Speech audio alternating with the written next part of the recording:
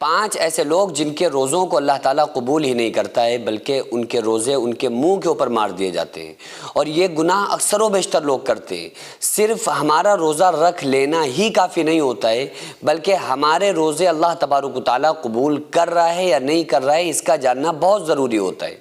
اور کون لوگ وہ ہیں جن کی عبادتوں کو اللہ تعالیٰ قبول کرتا ہے، وہ کون لوگ ہیں جن کے روزوں کو اللہ تعالیٰ قبول کرتا ہے، اور وہ کون لوگ ہیں جن کے روزوں کو اللہ تعالیٰ قبول ہی نہیں کرتا۔ اگر آپ اس بات کو سمجھ لیں گے، اس فہرست کو سمجھ لیں گے جو خود آقا علیہ الصلوۃ والسلام نے بتائی ہیں، میں انشاءاللہ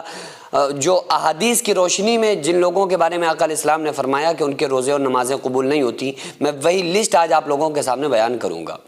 تو کہیں ہمارا نام ان ناموں میں سے تو نہیں ہے، ان لوگوں میں سے تو نہیں ہے، کہیں ایسا تو نہیں کہ ہم روزے رکھ رہے ہیں لیکن ہمارے روزے اللہ تعالیٰ قبول ہی نہ کرے، تو اس لیے اس بات کا جاننا بہت زیادہ ضروری ہے۔ نمبر 1، صحیح بخاری کے اندر حدیث موجود ہے، آقا علیہ الصلوۃ والسلام نے ارشاد فرمایا کہ اگر کوئی انسان دکھاوے کا روزہ رکھتا ہے یا ریاکاری کرتا ہے یا لوگوں کو متاثر کرنے کے لیے روزہ رکھتا ہے تو اس کے روزے کو اللہ تعالیٰ قبول نہیں کرتا ہے۔ اس کے علاوہ ایک اور حدیث ہے صحیح بخاری کے اندر، حدیث نمبر 1903 پہ، یعنی جو شخص جھوٹ بولنا اور اس پر عمل کرنا نہ چھوڑے، یعنی جھوٹ بولنا اور جھوٹ پر عمل کرنا نہ چھوڑے، تو اللہ تعالیٰ کو اس کے کھانے پینے سے باز رہنے کی کوئی حاجت نہیں، یعنی اللہ تبارک و تعالیٰ کو اس کی کوئی ضرورت نہیں کہ ہمارا بندہ بھوکا ہے پیاسا ہے، جبکہ اس نے نہ جھوٹ چھوڑا اور نہ جھوٹ پر عمل چھوڑا۔ تو آقا علیہ الصلوۃ والسلام نے ارشاد فرمایا کہ اللہ تعالیٰ کو اس کے روزے سے کوئی تعلق نہیں ہوتا ہے۔ اس کے علاوہ حرام کمائی اور رزق حرام،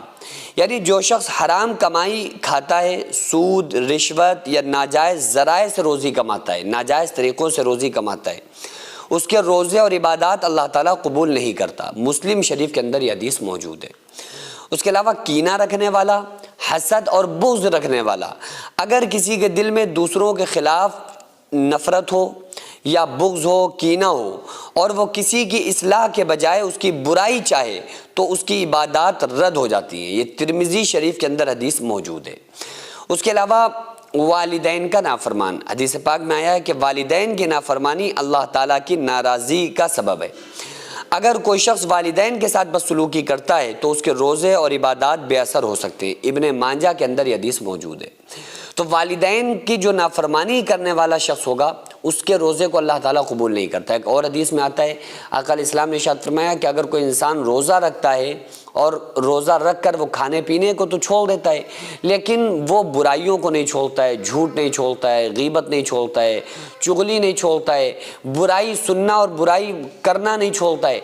تو اللہ تبارک و تعالیٰ کو اس کے روزے سے کوئی تعلق نہیں ہوتا ہے۔ اس لیے نہیں ہوتا ہے کہ اس کا روزہ ایک فاقے کی طرح ہوتا ہے، کیونکہ روزے کا مطلب ہوتا ہے تقوی اختیار کرنا۔ اللہ نے قرآن کریم میں فرمایا کہ روزے تم پر فرض ہیں اس لیے تاکہ لعلکم تتقون، تم تقوی اختیار کرو۔ اب انسان بھوکا پیاسا رہنے کے بعد بھی برائیاں نہیں چھوڑ رہا ہے، یعنی تقوی اختیار نہیں کر رہا ہے، تو پھر اللہ تبارک و تعالیٰ کو اس کے روزے سے کوئی مطلب نہیں، اور اللہ تعالیٰ